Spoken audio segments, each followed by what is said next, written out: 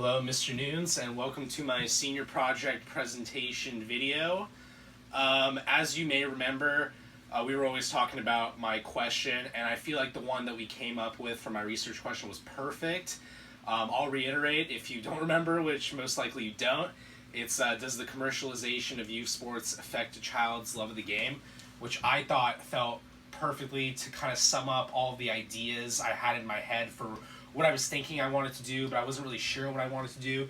So thankfully, you helped me see it through, and I wanted to thank you for that, because that question, what came to that question is just a lot of personal experience of seeing many kids around me, like during my playing days, just burning out of the sport. A lot of them didn't even make it to play high school sports, so that's why I thought it would be interesting to really look into that and do some research.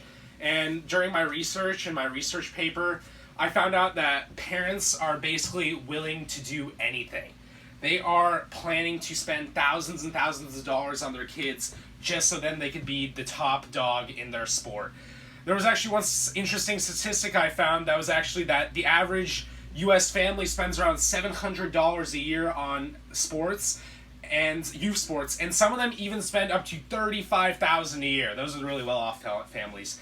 So during my research paper, I also got to learn about burnout syndrome, which means that a child keeps getting worse in his performance due to a lot of psychological factors, even though they keep on doing intense training. It's a thing that happens to more kids than you may think. I've personally seen it happen to many, so it's definitely not something you want to occur. That is why you want to become a great coach. You want to become someone that's there to develop kids. And that's why for my volunteer service, I decided to become an assistant coach for an organization based out of Pleasanton. They're called Head First Baseball.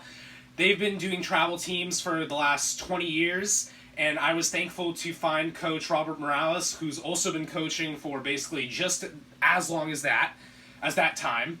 And he basically took me under his wing and taught me the ropes and showed me everything there is to coaching youth travel baseball. And I'm really thankful for him every day. I was able to become an assistant coach for him for basically the last couple months before Corona hit.